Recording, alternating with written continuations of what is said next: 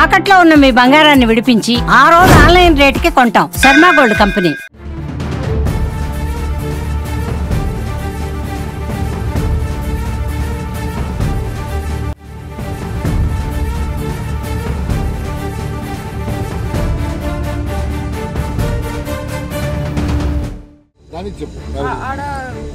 Practice ఎట్లా పడుతుంది ఏమని చెప్పేసి దానికి ముగ్గురు ఏడించి వస్తున్నారు.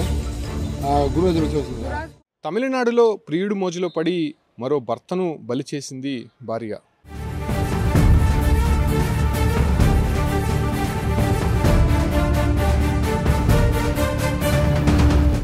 ఇటీవల మనం చూసాం ధర్మపురి జిల్లాలో ప్రియుడి డైరెక్షన్తో భర్తకు సాంబార్లో విషం కలిపి చంపినటువంటి ఘటన మరొక ముందే మరొకటి చర్చనీయాంశంగా మారింది.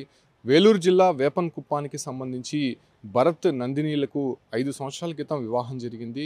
అయితే వాళ్ళిద్దరి మధ్య ఎటువంటి ఇబ్బంది లేనప్పటికీ ఇద్దరు ఆడపిల్లలు పుట్టారు. అయితే ఆడపిల్లలను కూడా ఎంతో చూడచక్కగా ఉండేటువంటి కుటుంబంగా అక్కడంతా కూడా పరిచయం అయింది. అయితే గత కొన్ని కాలం నుంచి నందిని ఇంటికి ఆపోజిట్లో ఉన్నటువంటి సంజయ్ అనే వ్యక్తితో నందినికి పరిచయం ఏర్పడింది. ఎందుకంటే భరత్ చెన్నైలో ఉన్నటువంటి ఒక హోటల్లో వంట మాస్టర్గా విధులు నిర్వహిస్తున్నారు. సో ఆయన ఇంటి దగ్గర తరచూ లేకపోవడము వీళ్ళిద్దరికీ స్నేహం కాస్త అది వివాహేతర సంబంధానికి దారితీసింది. దీంతో సంజయ్కి నందినికి ఉన్నటువంటి ఈ ఒక ఇల్లీగల్ అఫైర్ కారణంగా చుట్టుపక్కల వాళ్ళంతా కూడా మాట్లాడుకునే విధంగా ఆ స్థాయిలోకి వెళ్ళిపోయారు. అనేక సందర్భాల్లో భర్త నందినికి చెప్పే ప్రయత్నం చేశారు. ఇది మానుకో, ఇది బాగుండదు అనేటువంటి విషయాలు కూడా చెప్పారు.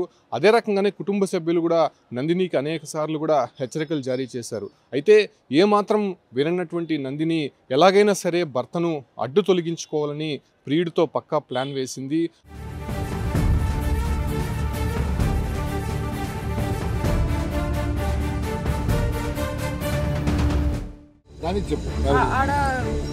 ప్రాక్టీస్ ఎట్లా పడుతుంది ఏమని చెప్పేసి దానికి ముగ్గురు ఏడించి వస్తున్నారు.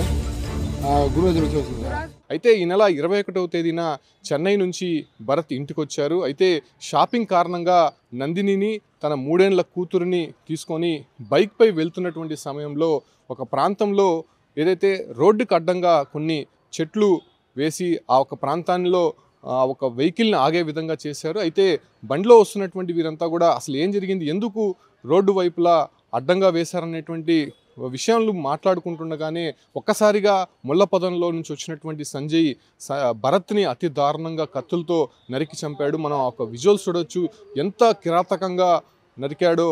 ఆ ఒక్క దీనికి నందిని ఏ రకంగా సహాయ సహకారాలు అందించిందో అక్కడే ఉన్నటువంటి 3 ఏళ్ల చిన్నారి కూడా చూసింది. ప్రత్యక్షంగా చూసినటువంటి నేపథ్యంలోనే దానంతా కూడా చిన్నారి పోలీసులకు వివరించినటువంటి పరిస్థితి. అయితే హత్య చేసిన తర్వాత దాదాపు 3 రోజులుగా నందినికి ఏమీ తెలియనట్టు ఎవరో వచ్చి తన భర్తను ఈ రకంగా చేశారు, అసలు ఏం జరిగిందో తనకి తెలియదు, నేను షాక్లో ఉన్నానని చెప్పి నటించసాగింది. అయితే ఆ తర్వాత చిన్న పాపని పోలీసులు విచారించారు.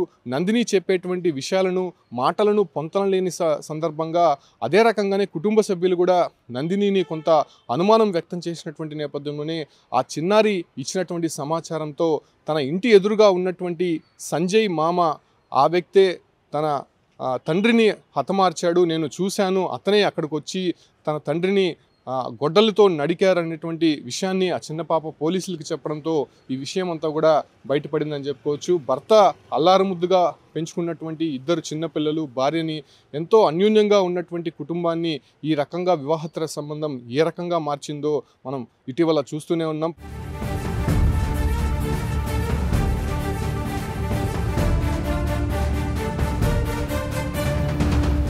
ప్రస్తుతం ఇది 2 తెలుగు రాష్ట్రాల్లో కూడా ట్రెండింగ్గా మారుతున్నటువంటి నేపథ్యంలోనే ఈ కల్చరు ప్రస్తుతం తమిళనాడు, కర్ణాటకకు కూడా వ్యాపించిందని చెప్పుకోవచ్చు.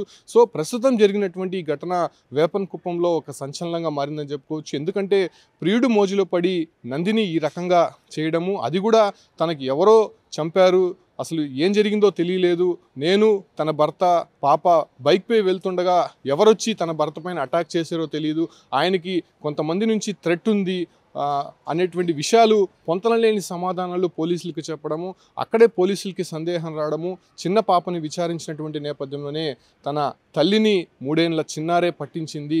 ఈ రకంగా తమిళనాడులో జరిగినటువంటి ఘటన ప్రస్తుతం సంచలనంగా మారింది. కాబట్టి అటు నందినిని ప్రియుడు సంజయ్ని ఇద్దరిని కూడా పోలీసులు అరెస్ట్ చేసి ప్రస్తుతం రిమాండ్కి తరలించినటువంటి పరిస్థితి కనిపిస్తోంది. ఈ రకంగా తమిళనాడులో ఇటీవల ధర్మపురిలో జరిగినటువంటి ఘటన, ఈ ప్రస్తుతం ఈ వేలూరు జిల్లాలో జరిగినటువంటి ఘటన తమిళనాడు వ్యాప్తంగా కూడా కొంత సంచలనంగా మారినటువంటి నేపథ్యంలోనే ప్రియుడు అదే రకంగానే ఈ రకంగా పాల్పడేటువంటి భార్యలపైన కఠినంగా శిక్షించాలి, వారిని రోడ్డుపై ఉరితీయాలని చెప్పి కూడా అక్కడ ఉన్నటువంటి బంధువులు డిమాండ్ వినిపిస్తున్నారు. అయితే పోలీసులు వీరిపైన ఎటువంటి యాక్షన్ తీసుకోబోతున్నారో చూడాల్సినటువంటి అంశంగా మారిందని చెప్పొచ్చు.